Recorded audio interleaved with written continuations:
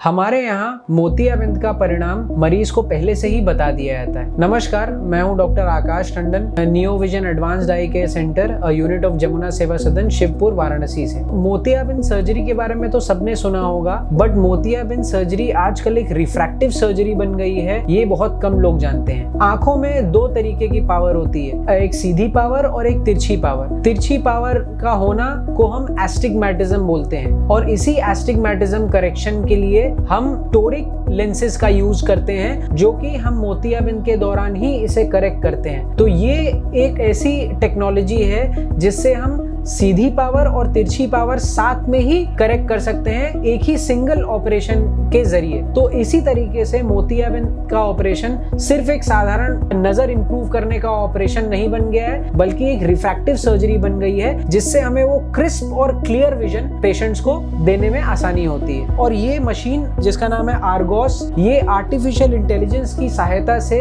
हमको toric lenses implant करने में मदद करती है। वो किस तरीके से करती है, आइए हम जानते हैं। ये one of the best optical biometers है जो इंडस्ट्री में अवेलेबल है, और यहाँ हमारे पास neo vision advanced eye care centre में अवेलेबल है। और पूर्वांचल में बहुत कम सेंटर्स ऐसे हैं, गिनती के 1 या 2 सेंटर्स जिनमें ये मशीन अवेलेबल है। तो आइए जानते हैं कि ये मशीन किस तरीके से हमको एस्टिग्मैटिज्म करेक्शन में या मोतियाबिंद की सर्जरी को एक रिफ्रैक्टिव सर्जरी बनाने में मदद करती है। ये स्क्रीन जो आप देख पा रहे हैं, ये देखिए यहाँ पे पेशेंट का नाम लिखा हुआ है, राशिद अहमद। एक नॉर्मल ऑप्टिकल बायोमीटर की तरह सारी रीडिंग्स बताता है हमको, बट एक बहुत ही एक्यूरेट तरीके में, और जिसका एक्यूरेसी बहुत ज्यादा होती है। उस तरीके से ये सारी रीडिंग्स बहुत ही सिंपल फॉर्मेट में हमको एक्सप्लेन कर देता है, और इसको मैं बहुत ही साधारण तरीके से आप लोगों को एक्सप्लेन करूंगा। ये यहाँ पे इस जगह पे आप देख पा रहे हैं, ये पेशेंट का नाम लिखा हुआ है। ये हमने सारी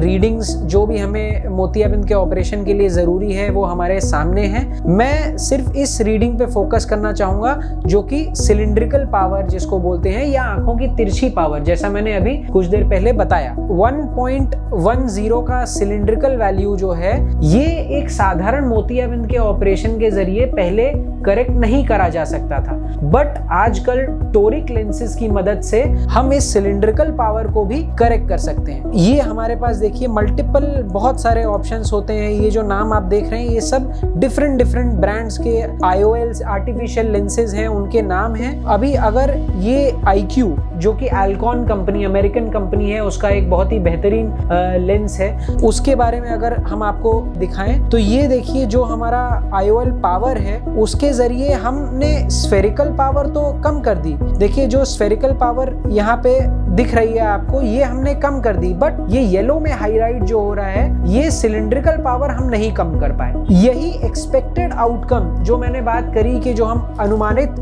परिणाम जो हम पहले से मरीज को बताते हैं, वो ये एक्सपेक्टेड आउटकम, ये जो आप ग्रीन कलर का बार देख रहे हैं, यही होता है। और यही इस मशीन की खासियत है, आर्टिफिशियल इंटेलिजेंस की खासियत है, जो हम पहले से ही ये परिणाम मरीज को बता सकते हैं कि भाई ये लेंस अगर इस पावर का आपको लगा, तो ये हमारे पास आपका एक्सपेक्टेड पावर आएगा मोतियाबिंद के ऑपरेशन के बाद। ये एक सिंपल मोनोफोकल IQ लेंस है, जो हमें स्फेरिकल पावर का करेक्शन तो देता है, बट सिलिंड्रिकल पावर को करेक्ट नहीं कर पाता है। अब देखिए, हमने अगर IQ टोरिक का चुनाव किया, तो इसी सेम पावर में हमको एक लेंस की 2.25 डायोप्टर की एडेड सिलिंड्रिकल पावर मिलती है, जिसको हम सिलिंड्रिकल पावर भी, जिससे मरीज का हम रिमूव कर देते हैं। तो आपने ध्यान दिया होगा, पिछली बार जब मैंने प्लेन मोनोफोकल लेंस लगाया था, तो यहाँ पे सिलिंड्रिकल पावर पे येलो हाईलाइट आ रही थी, मतलब कि मरीज को ऑपरेशन के बाद भी ये तिरछी पावर रहेगी, उसको वो क्लियर और